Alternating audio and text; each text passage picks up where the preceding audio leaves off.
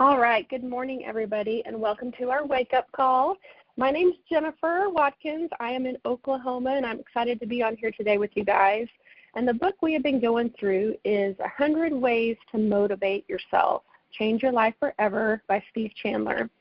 And it's a very short chapter, so I'm just going to read this out real fast, offer a few thoughts, and then we'll be done. All right, we're on chapter 19. It says, use your brain chemicals. There are drugs that you can use to motivate yourself with, and I'm talking about amphetamines or crack, a deadly form of child's play.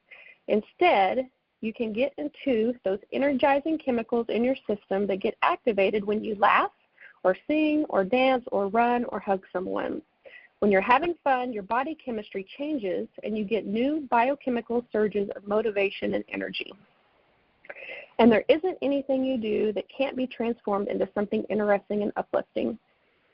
Viktor Frankl has written startling accounts of his life in the Nazi concentration camps and how some prisoners created new universes unto themselves inside their own minds.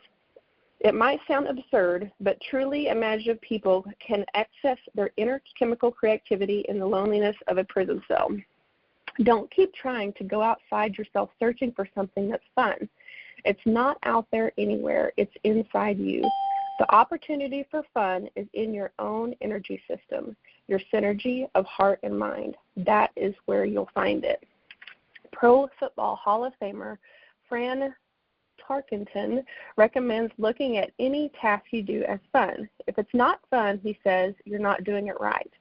People who get high on marijuana or other drugs often find they can laugh at anything.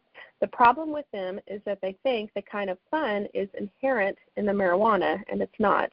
The capacity for fun was already there inside of them.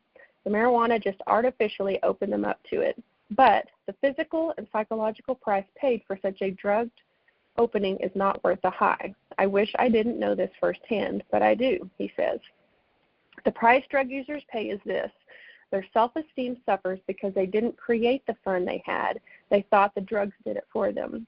So they keep shrinking the more they use into greater paranoia and self-disgust.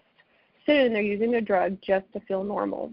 William Burroughs, a former drug addict and author of Naked Lunch, discovered something that was very interesting and bitterly amusing to him after finally recovering from his addictions.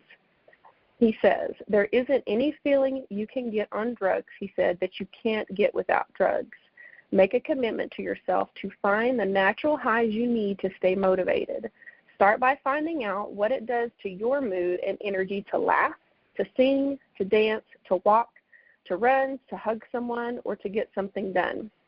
Then support your experiments by telling yourself that you're not interested in doing anything that isn't fun. If you can't immediately see the fun in something, find a way to create it. Once you have made a task fun, you have solved the problem of self-motivation. And this is something for me I have learned a lot about over the years, going through some tough times and dealing with some severe anxiety at points over the years.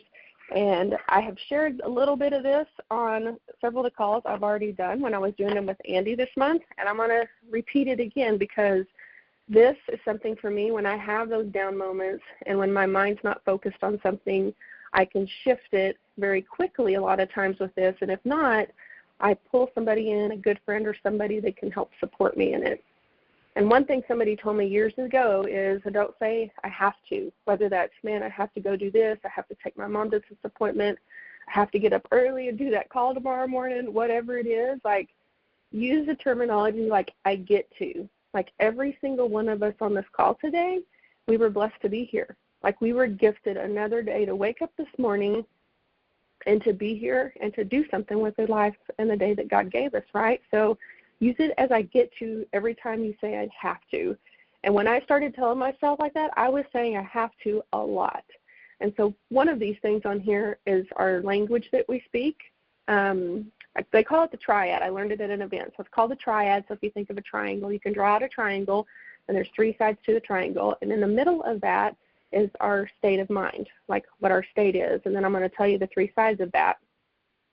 But the language we speak. So am I saying I have to do this, or man, this stinks, or man, I hate doing that today. So, or man, I can't do anything right. I can't get a single task done. Look at this long list I have. I haven't done a single thing. So just repeat it of like, I can do this. I am going to do this. I'm going to feel amazing. I'm going to feel confident once I get this task done, whatever it is, whether it's washing the dishes, mowing the yard, reading something in a book, calling people. It's something I've been working on this stuff for myself, is reaching out and calling people as I'm fixing to launch my business again. I have a list of people, and sometimes I get the nervousness. I get nerves and stuff like that. So I'm telling myself, I've got this. You can do this.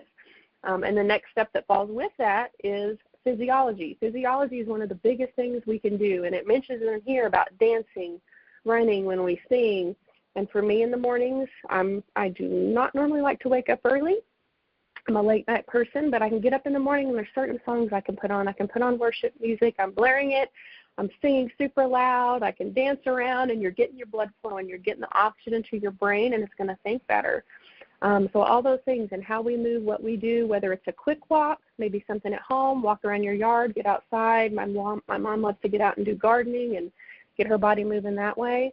And also how we stand. So if you are at home right now, not driving, if you're sitting, you just stand up. You stand up, and if you can do this with me if you want, but if you slump your shoulders over and you hang your head down, like that body figure, like it's not very empowering. So pay attention to how you're standing and what you're doing.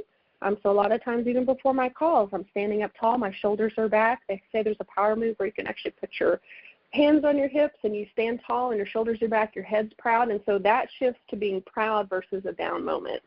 So just even in that moment, it made a difference for me. Like I felt a flush of energy come through my body because I actually did it right now. I stood up tall. So even when you're in a moment, just think like, how am I standing right now? How am I sitting?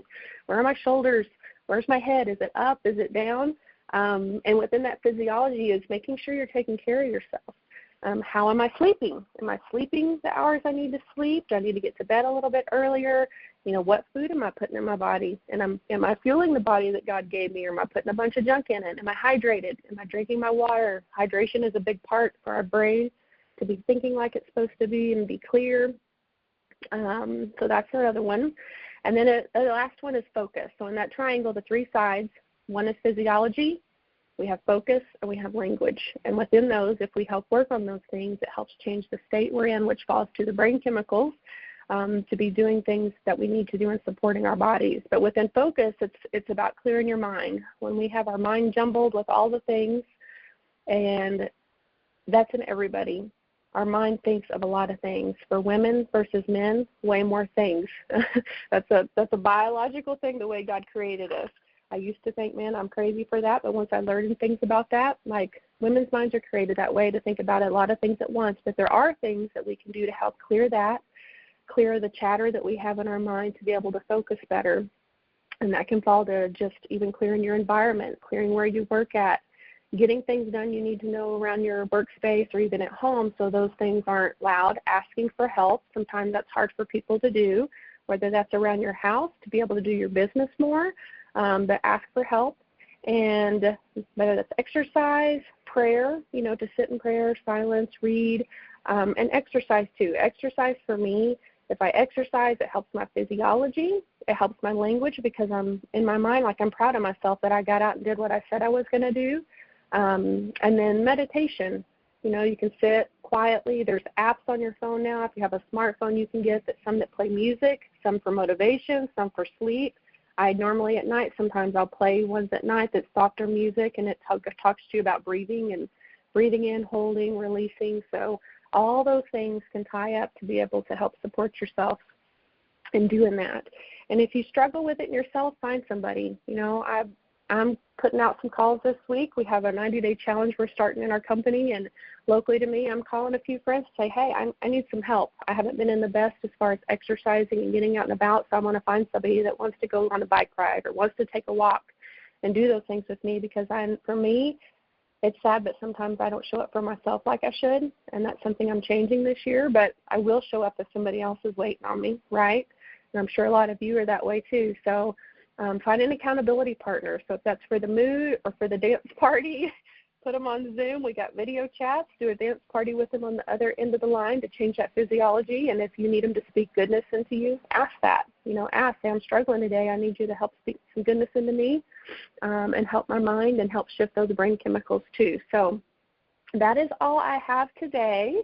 We're wrapping up a few minutes early, so give me just a second. I'm going to get this line unmuted. We will say goodbye, and I hope you guys have an awesome day today. Hold on one second, guys.